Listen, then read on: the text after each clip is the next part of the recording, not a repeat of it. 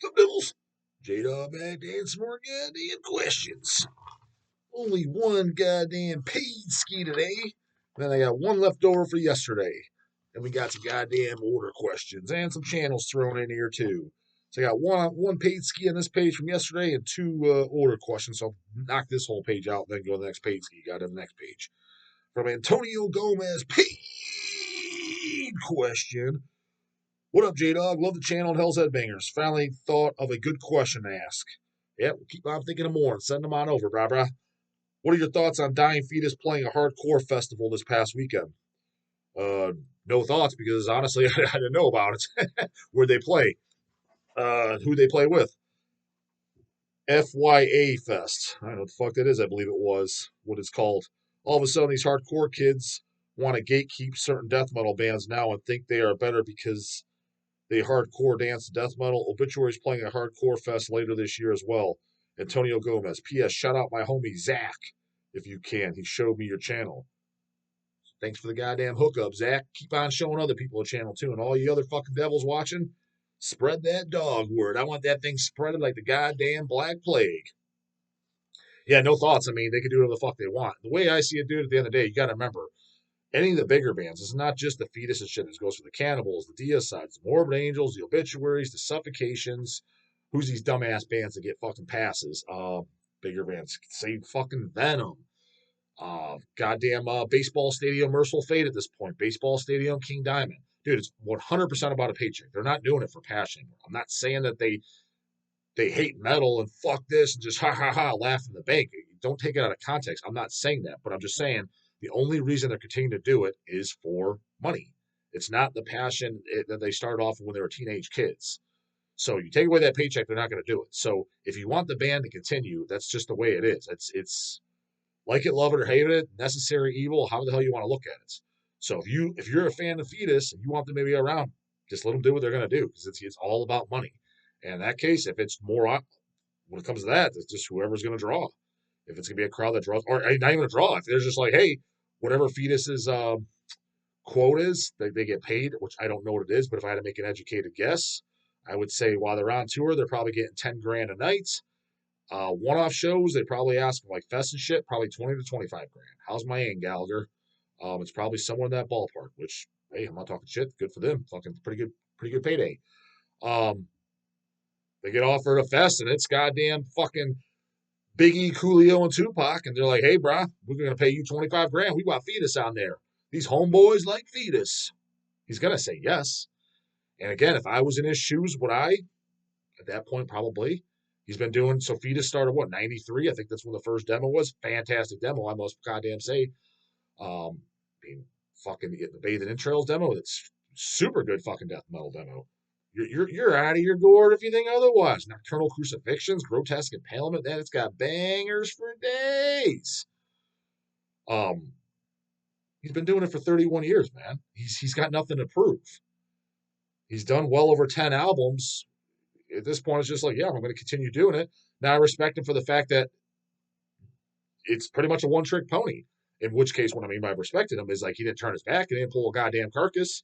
He didn't pull a goddamn an Amorphous, a Tiamat, a fucking Beharets. All this fucking these posers turn their back on shit. I mean, it's just funny because like again, I don't want to beat a goddamn dead horse, but just to say it, I mean, does anyone actually think Holocausto from goddamn Beharet listens to metal still? Again, don't care what another grown man listens to, but put it to you this way: who do you think's more metal in their free time, John Gallagher or goddamn Holocausto? I would bet my entire life, my entire family's life, Gallagher is. Who do you think listens to Repulsion Horrified last? I'm going to go with Gallagher. Who do you think listens to some metal, whether it be Terrorizer, World Downfall, Napalm Death, Scum, Horrified? Probably listens to stuff like Eternal Suffering and shit like that in his downtime. I get the vibe John probably still does. Now, he probably listens to a lot of dad rock and fucking stupid shit on the side, just like all the guys do, which is totally fine. But I bet any money he still listens to real metal to this day. He probably throws Scream Bloody Gore on the player, maybe once every year or so. Holocausto, I would bet money that guy don't listen to any metal, with the exception of maybe Black Sabbath and shit. From what I've heard through the grapevine, he's just DJing hip hop and stuff. From what I've been told, somebody told me point blank. It's easy to figure out who, but I'm not going to say who just in case they met him when they played over in Finland. Point blank told him in his face. Like, he was there because, yeah, he was doing some DJing for shit at the clubs they're doing, even though it was a metal show that night. And they're kind of, oh shit, there he is. Go up to him. He's like, first off, he looked like literally goddamn Zach Morris from fucking Saved by the Bell, spiky blonde hair. And like point blank said, oh dude, that's shit that when I was a kid, man, is I don't even care about that stuff. He's like, people, I don't know why anyone cares about that stuff. Those were maybe not verbatim, those words were something along the lines. I know the person's not making it up. Told me that goddamn story. And so to now he's back for a paycheck, just like Tom G. Point being, whatever, don't even care. I mean, all I like is Pantera joined on the moon and got Ode to the Black Blood, and the early shit's always stuff I care about. Cavalt as fuck and real as fuck, not saying it's not. But those guys will come over and rip on the fetuses and shit. I'm like, at least the guys themselves and the music that they set out to play is a hell of a lot more fucking true. Again, get your head out of your ass if you're gonna fucking say shit. But yeah, he's just doing it for a goddamn paycheck. So is fucking Beharit now. Like, they're doing that show. What the hell do you think it's for? Strictly for a fucking paycheck. So it is what it is. If you want to see them and that's you want them around, you want Cannibal still around, you want Deicide still around, they're gonna have to get paid and whatever they want to get paid, because otherwise they're not gonna do it. Julian Ramos. Listen, goddamn order question. Yo, J-Dog, order question for the channel. Why do you dislike bands like Insect Warfare, PLF, and Dude, get your head out of your ass, sloth. I never fucking said I disliked them. Just said they go in the Agathocles Phobia crowd where it all kind of blurs together. Nasm's another band. Just listen to actual Nasm Inhale Exhale is the last thing I played. Fantastic album. Grind, I glue on that record. That's one of the greatest straight up grindcore records of all time. If I do my top 15 grind albums, which I kind of need to, that's definitely in there. But again, the later ones and shit, I don't really know. It's because, dude, there's like 30 songs on the album. How many more albums do I need like that? That's why the Pauls was perfect, dude. They didn't need to come back and do any other albums. They did one full length and they came back, waited a few years, 5 years, whatever, put out the Excruciation 7-inch, which is actually 4 songs. You get the double disc release that Relapse did years ago, but repressed it many times, still fucking available. Fantastic release, that absolute must own. Hell's might even have some stock. I don't know. Check the goddamn site. We get them in and out all the time. Sells out all the time. The Excruciation is actually 4 songs. It's not just Excruciation. The Helga lost her head. House of Freaks and what's something dead. Don't take my tongue. Forget the name of the other song. But House of Freaks, the other song. It's actually 4 songs. I didn't know that for years until that goddamn thing is. It's actually a 4-song demo. Relapse just chopped it down to 2 to do that 7-inch. Point being is that was perfect. Did Repulsion need to do 20 other albums? No. Napalm Death, even the good shit, it kind of blurs together. They got standout songs, even on their 2000 albums when they got Enemy of the Music Business, which I think is a fantastic album. Reason I don't reference those albums so much up and just Napalm Death is it kind of blurs together, man. They have really good standout songs. I do like Enemy of the Music Business a lot, Grant. I think I'm biased to it because that's the tour I saw them on. That's like we're playing grindcore again. A Necessary Evil is just quite possibly their best song ever. It's definitely up there, goddammit. And but outside that, like, you know, the Code is Red and Smear Campaign and shit, they're good. But it's more so they have standout songs here and there. For example, the song On the Brink of Extinction is a standout, great Napalm Death 2000 song. What fuck else is there? It's on Smear Campaign, especially. I'm drawing a goddamn blank. I know I'm like a motherfucker though. There's like 3 super standout songs in my opinion on that record. Drawing a goddamn blank. But point being is, as a grindcore band, that's why I don't need like 50 fucking records. But I specifically said about the PLF and Gothicles and Insect Warfare. It's good grindcore. I enjoy it every time I put it on. I'm like, but it kind of all blurs together. Says you didn't like them. Now what the fuck I said? Man, re-listen to my shit. I've heard you say before in the channel that it all sounds the same. You didn't say it all sounds the same, so each band book blurs together. And it's just fast to be fast. I don't know if when it comes to grindcore, I don't know if it's fast to just be fast. It's kind of the formula. In which case, yeah, you gotta write out standout fucking songs. How do you do that? I don't fucking know, man. Damn it. It's gonna be hard to write standout songs, especially if you got 25 songs per album and they're like, you know, a minute and a half long on average. Sounds like it's just a little too heavy for your vag. This vag can handle that and a hell of a lot more, goddammit. Insect Warfare's endless execution through violent restitution I've always considered to be one of the greatest grindcore records of all time. Better than the Hem. Ain't better than the Hem, brah brah. Ain't nothing better than the goddamn head in the grindcore departments. Also, and then it cut off. Yeah, you got to send me some email, bro. There's only so much in the notes. But yeah, no, I think that's good shit. It's just, yeah, blurs together kind of. Adam Schnellback. My guitar player, Pat, placed this awesome order for me.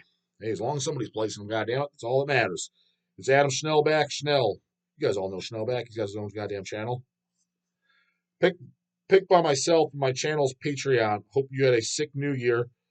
I was in bed. I was in bed at 9 p.m. personally, and then I was here day of New Year's Day, working business as usual, brah. But my question is, my death metal band, Accursed Womb, is currently working on our debut full length. We have some labels interested for all three formats, but I was curious, what was your favorite album slash band slash etc. promotional campaign of all time? Was my favorite promotional campaign of all time?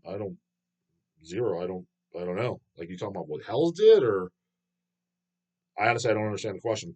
I think the Flexi postcard singles are super sick personally. Oh, we did those once, yeah, with that Nunslaughter count, that calendar with the Nunslaughter. Okay, so if you count that, that was cool. I enjoyed doing that, yeah. I just want to do something cool building up the first single drop. Just wondering if you were stoked on an anticipated album EP, especially when younger, if the band had a cool ad slash promotional sticker sticks out in your mind, if any. Thanks again for having such a gnarly section of tunes that keep up the daily poser disposing.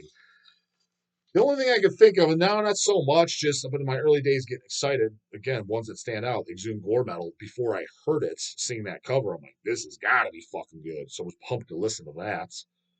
Um, Always looked forward to the new Cannibal covers and the new Mortician covers, the goddamn TISH. Every time I heard that they put out a new album, I was always very excited to see the cover art because I always had good covers. Hence, a lot of these dumbass fucking bands, even some good bands, like take early Behemoths or something, they got nothing special about covers though. Um, so, any ad or something that got me pumped? Then, not really. And the reason being, because to me, an ad was written by a man's hand, a stranger that I don't know. Sounds like Frost and Sabbath. Oh God, again? Enough said. I don't even need to check it out. Or sounds like the fucking Tish, the Pauls, and fucking Rika Putrefaction thrown in a blender. I'm like, all right, we're kind of talking my language a little bit more. Guess I'll put it on. You put it on. It's like, this don't sound fucking anything like that shit. I remember, forget what label, but it was a heavy metal label. Sounds like fucking First Running Wild with, it was First Running Wild with something else I liked. I put it on. I'm like, this don't sound anything like either. I'm like, what the fuck? So that seems to be the case too. So I didn't get pumped for any promotional shit either because either A, don't give a shit what a stranger says. B, they're describing shit. Yeah, fucking let me be spinning his grave loving this. Don't even need to check it out. Or if it's shit that's way up my alley, like, all right, now we're talking. This never sounds like that. So it's like, oh, never fucking mind. So, nope, I just listen to it, make it my own goddamn mind. So, but that's just me personally. That could just be the grumpy old goddamn 60-year-old man looking fucking dog. Quite possible. Next goddamn page. Big question. Morgan Hicks sent in today. Only goddamn Pates get today, goddamn it. Wasn't that crystal clear? 2 is the minimum. And even that's not acceptable. That's just the fucking minimum. Preferably 3 to 5. That'd be kicking ass. 3 to 5, 7 days a week. Mm-hmm.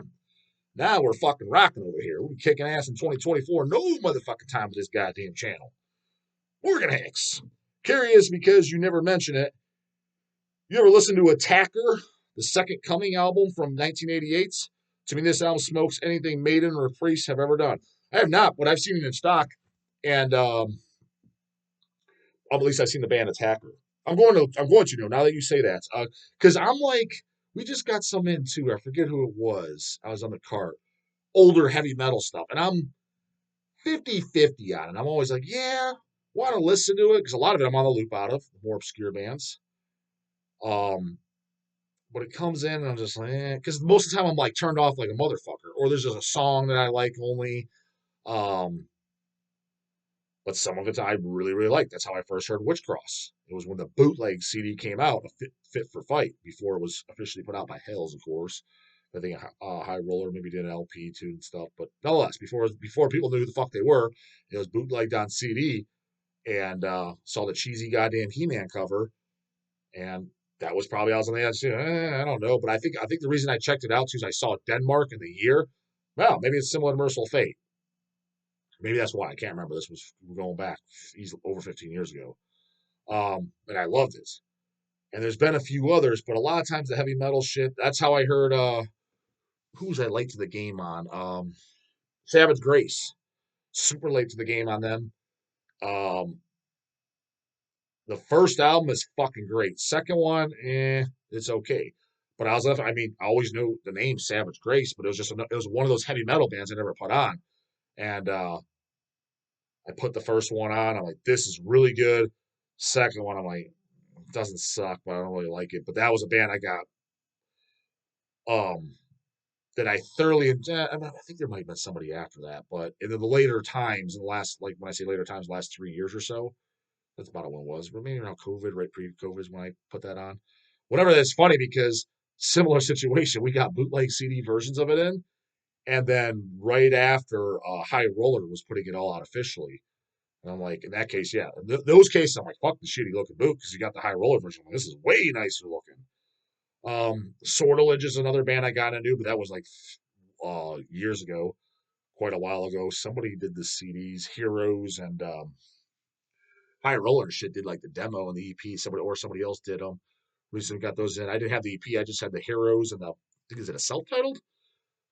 There's another heavy metal band I checked out. A French heavy metal band. Don't know why I checked them out. Came in, but I enjoyed them. But that's like 40% chance I like it, 60% chance I don't. So when I see it on the card, I'm like, looking at it, I'm like, this guy's look kind of fucking cheeseball. Look at the songs, and when I see dumb shit like Mama's Love is Lost and just running up the hill and just dumb shit, I'm like, Jesus fuck, I kind of don't even want to like this. I mean, Jesus, I mean, Disturbed is fucking more goddamn fucking punishing than that. When I see pussy shit like that, not to say that it couldn't be good, but that's a turn off like a motherfucker. Like my heavy metal, a little more oomph. I understand it ain't gonna be fucking tissue, but goddamn, expect to have some goddamn sack. Not talking about mama. I don't even want to like it. Goddamn order question. Two of them here. Finished off this page. Bobby Renard. Order question. Nail black here, goddamn it. Oh yeah, it's been a while since I heard from you, brah. What's better, paid scaroonies or flipping canoes? Paid scaroonies are the fucking best. Help the goddamn dog out. Keep that goddamn the lights on and food on the table. Keep up the good work, goddamn it.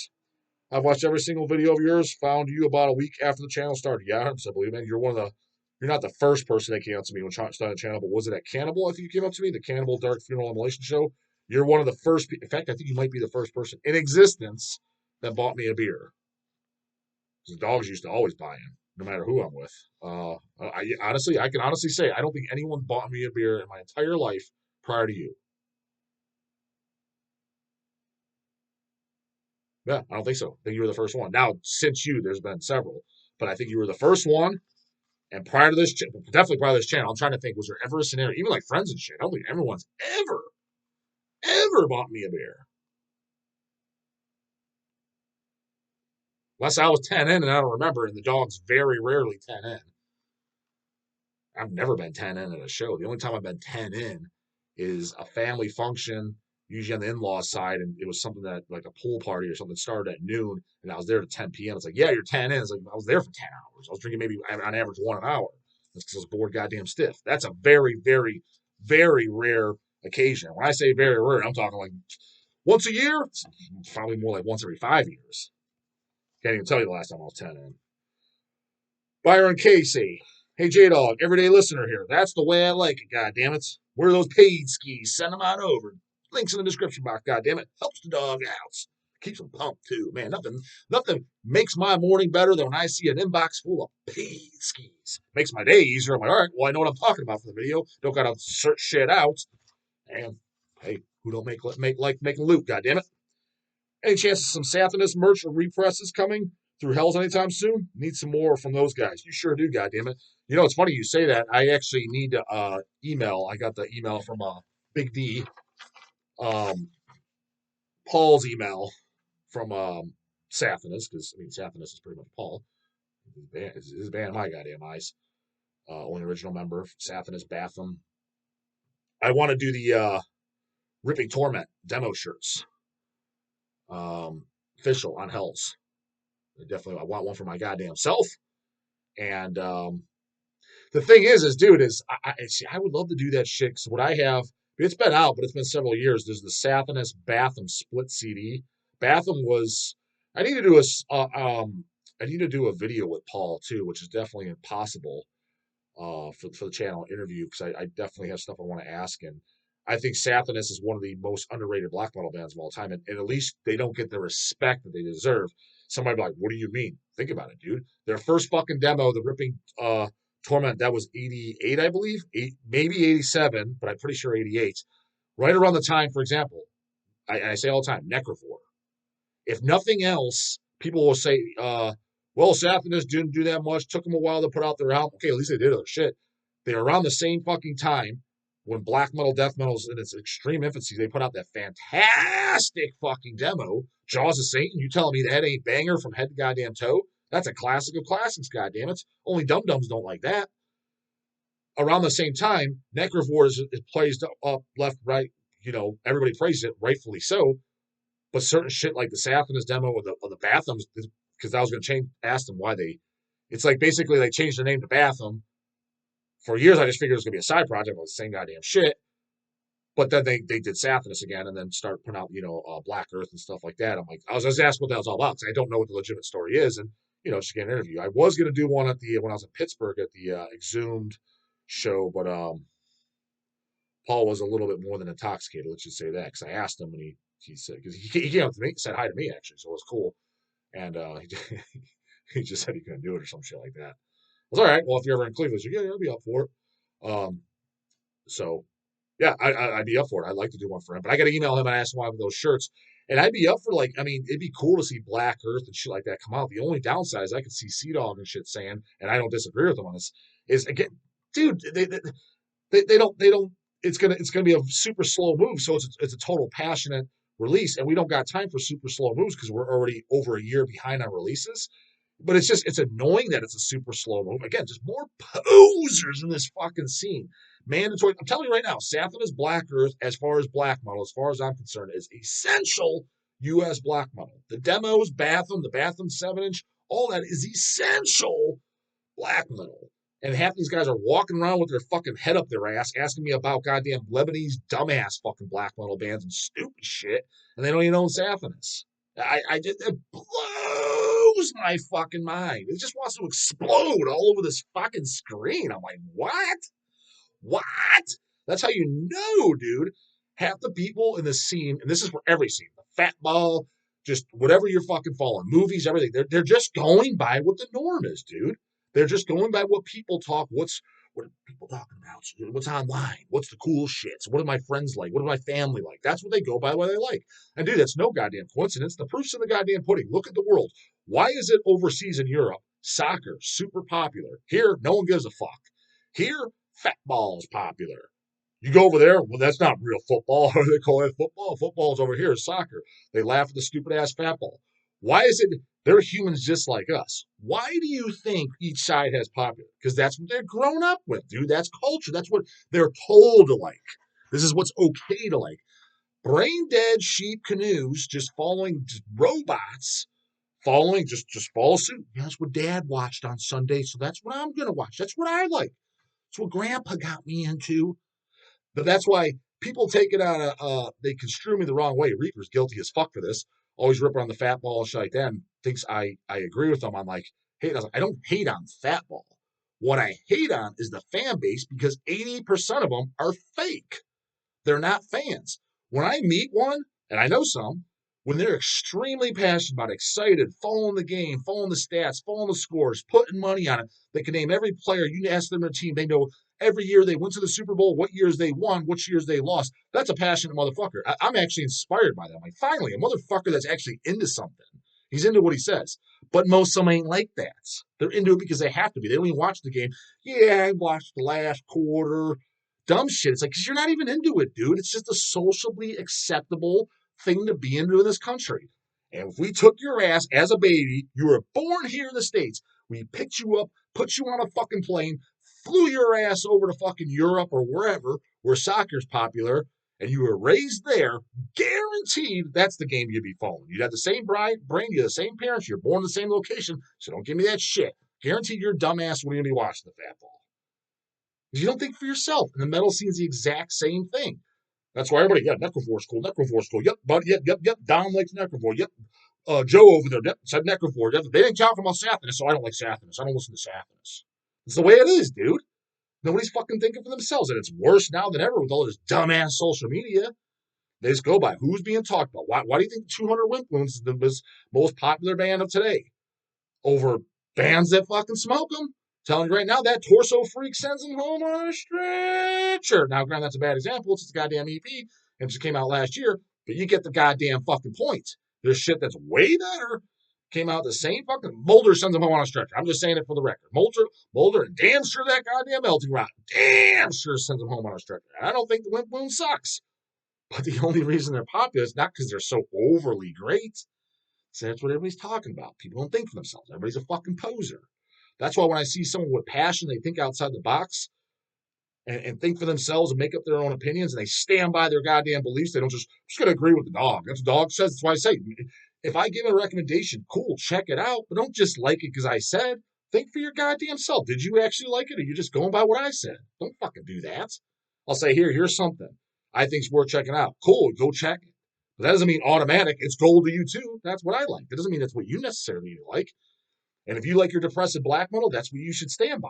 I have way more respect for people than like that. They're like, yeah, I like Christian too. Well, I don't know what the dog likes. Bro, I'm from Brazil. That's what you're supposed to like. That's a fucking poser, right? You don't think for yourself. So that's where we're at, and that's why bands like Sathanas or so move a hell of a lot more sluggish because 80% of every goddamn scene is nothing followed by brain dead sheep robot fucking canoes. Comes with surgeon of a canoe. But the guy's going to have to the morning later, goddamn it.